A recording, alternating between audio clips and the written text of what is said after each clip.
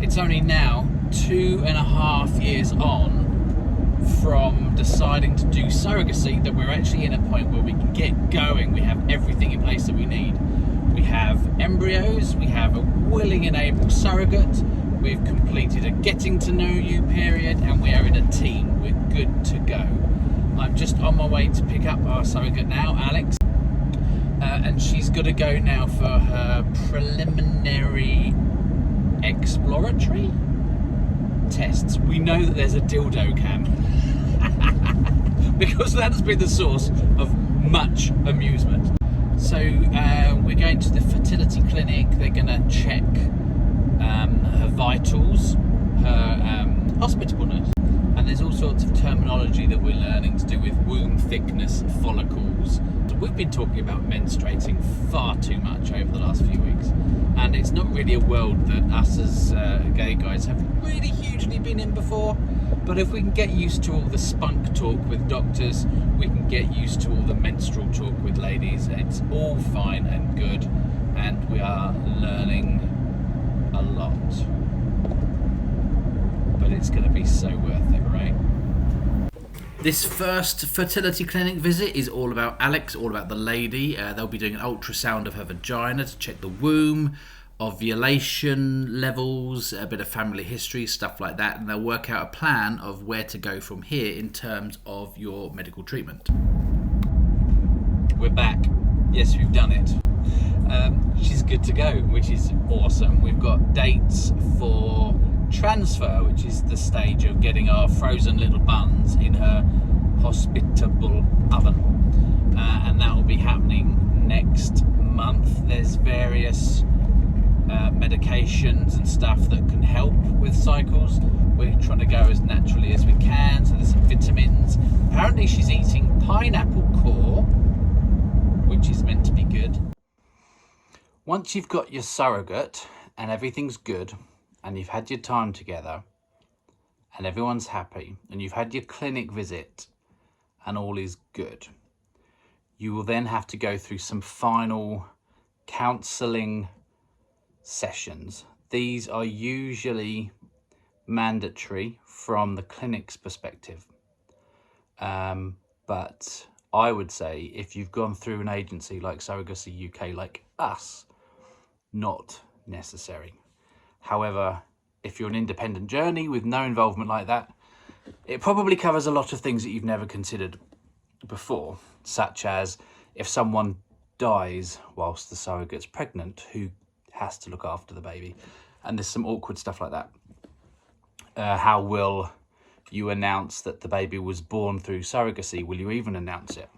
Well, excuse me, we're a same-sex couple. If they haven't guessed that something was going on, then there's an issue. So once all that counselling has been agreed, then the final conversation that the surrogate and us as intended parents has with the clinic is in regards to cycles. This is something that we seem to be talking about quite a lot now. The whole surrogacy process starts with sperm, goes through surrogacy, and is now on cycles.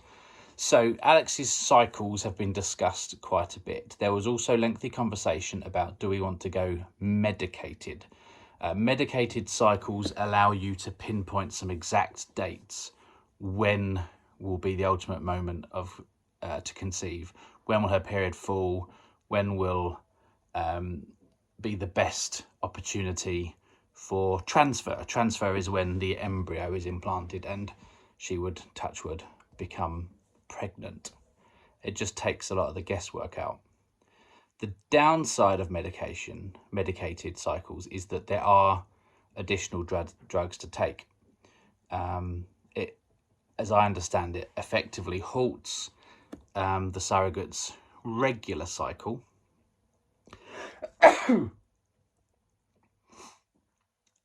and starts off a whole new one. There's also additional vitamins and fluids and injections that the surrogate can take to make her womb more hospitable. as the clinic explained to us, it's the equivalent of fluffing up the pillows before the baby moves in, making the lining nice and thick and juicy. Yeah, exactly. Ultimately, because of the speed in which Alex gave birth to her child originally, and because of the distance, and because only a couple of the people involved can drive, Alex has decided to go medicated, which is terrific from our point of view. It puts a few deadlines in place and a few dates in the calendar, but it was entirely her decision. We would be fully supportive either way. But what this does allow us to do is now put a date down to, we know when she's going to get pregnant. No. We know when she's going to be able to conceive. We know when the best date for her to have transfer, for the embryo to be implanted, is. And we know when we should then follow up with a pregnancy test. Now, this is the first time we've actually been discussing pregnancy. And it sounds a little daft because we've been going through this process for 2.5 years. But writing down transfer 1 month, pregnancy test, whatever date it was in September, in the diary, is enough to give you pause. It's obviously outstanding news. We're very excited. Our legs did go a little bit weak. Even Alex was a little bit like, wait, transfer means pregnancy, right? Touch wood. So it all got very real very quickly. It kind of feels like this journey has been a long process. It's just got very quick, very suddenly. So 4 weeks' time, we could be pregnant.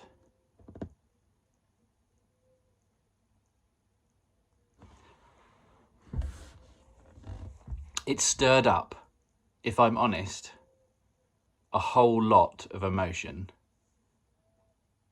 that I wasn't expecting.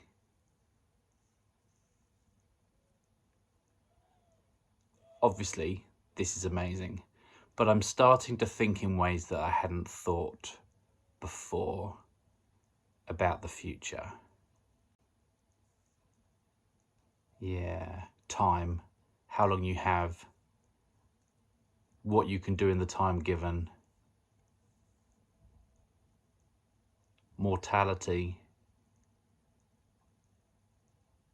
It's weird.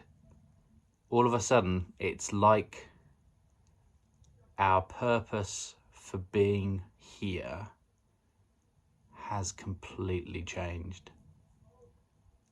It all got quite serious.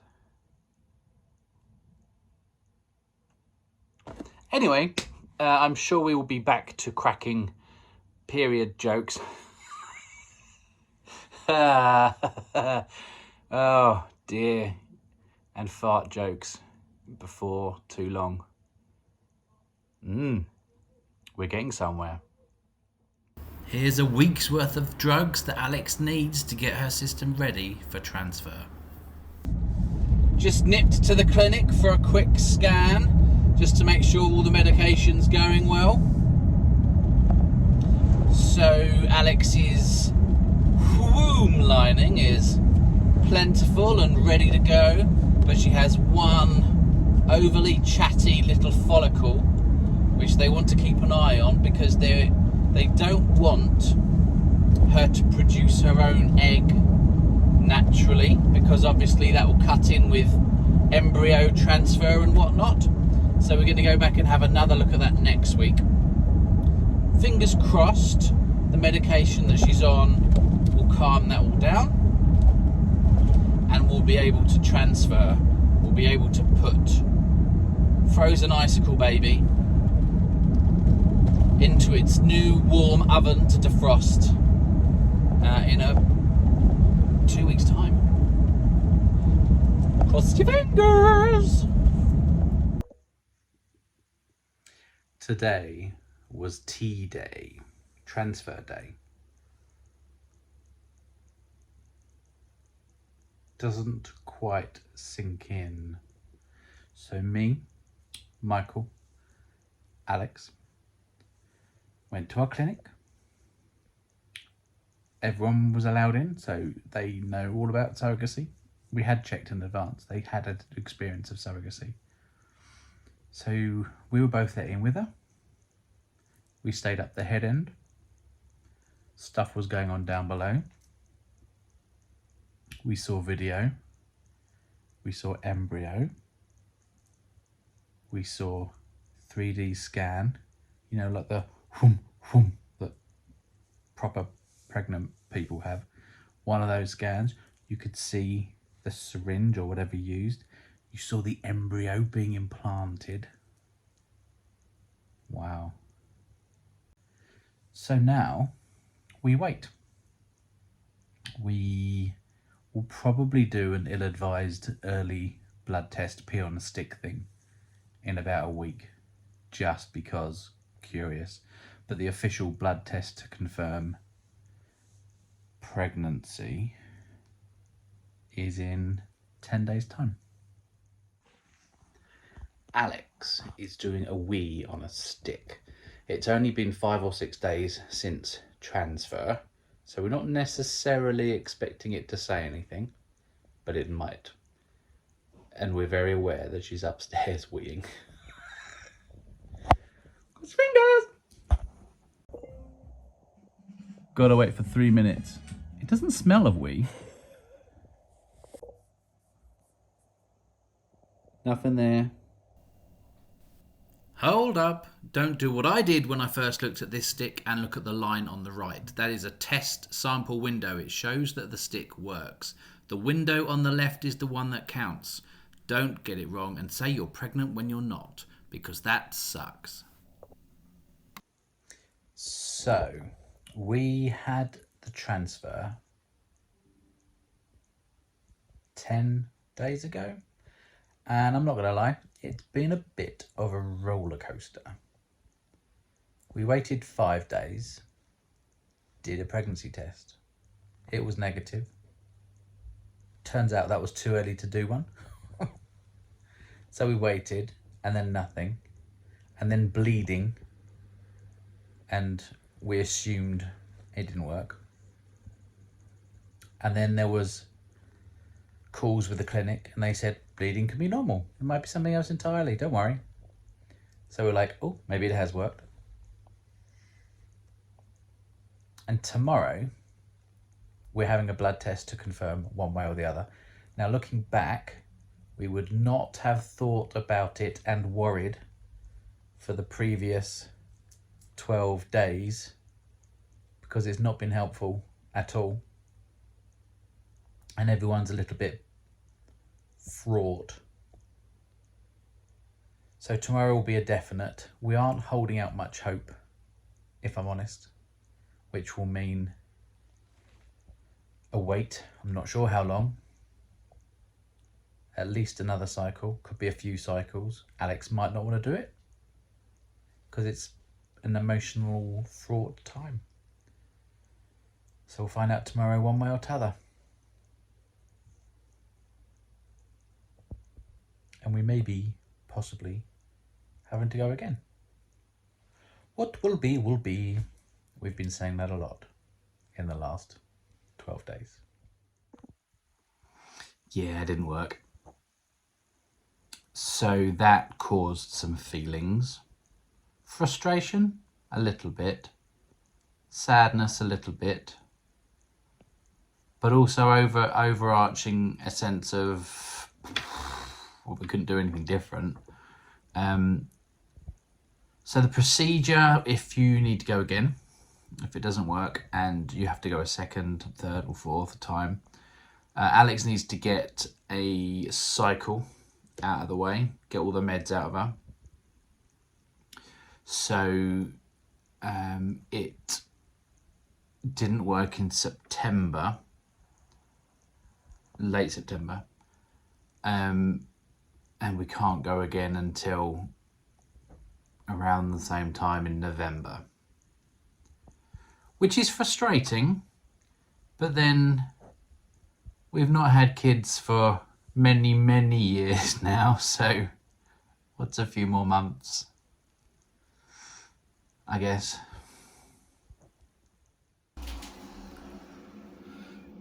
Back in the clinic for round 2. Doesn't look like the second attempt worked either. I feel a bit flat. I suppose you're so busy thinking about the next step, you fail to realise that things can keep going wrong at every stage. So yay, surrogate. Ooh, didn't work. Yay, try again. We've not had an official no yet. Alex has just done a pregnancy test at day 8, which is coming up negative. Official response will be from a blood test in 2 days' time. But we're not holding out hope. And we were so hoping for a little Christmas miracle.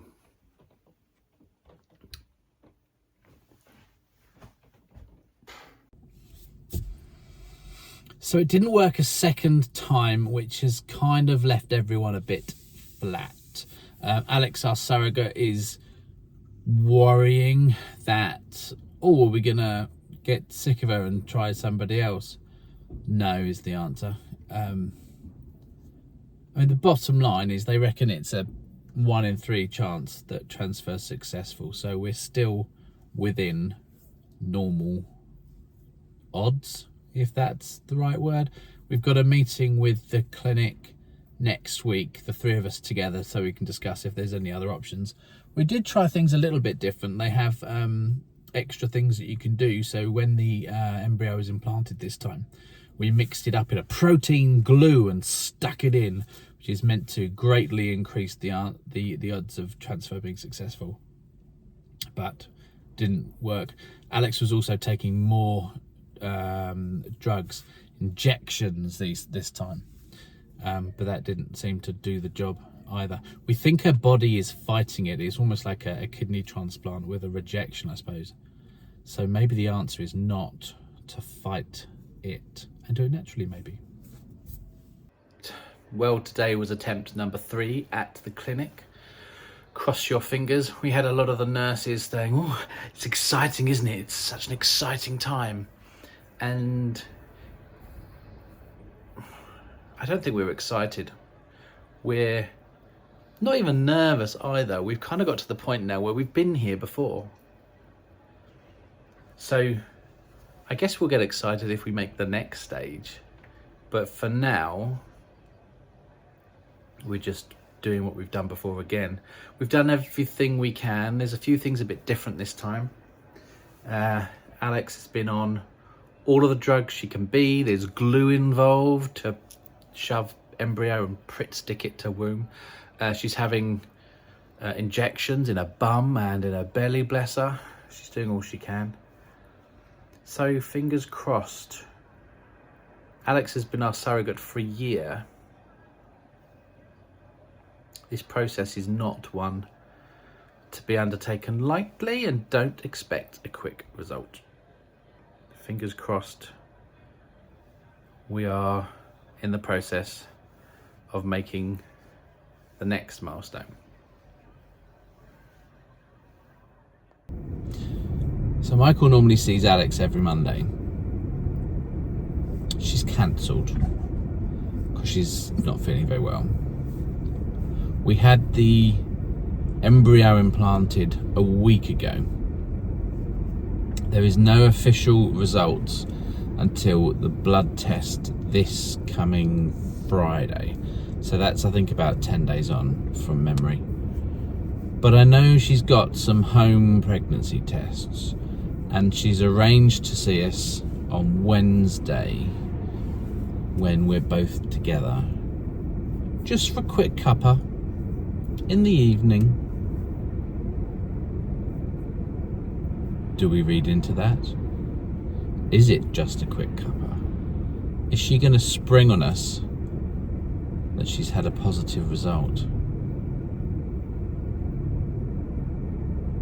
I know that we are trying our best not to get our hopes up, but it's really hard not to. Third time lucky.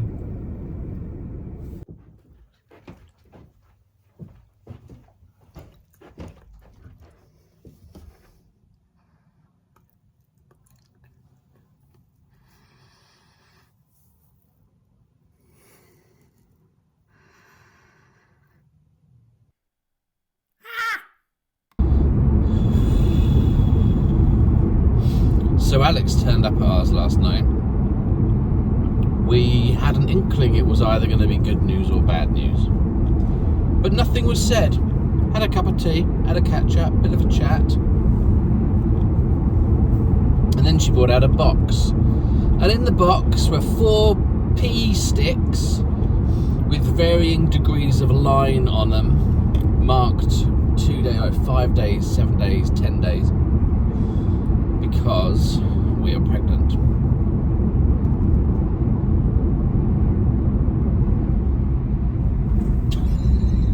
I mean, I don't know even quite what to do with that information at this stage. There was also a lovely little baby grow in the box with the little embryo that's stuck written on it, which was cute, and some hand knitted Disney Mickey baby bits, because for some reason she thinks we like Disney. Yeah, she said she knew instantly that the transfer had worked. I'd had a dream the day before that we had a little girl. So we'll see how that one pans out.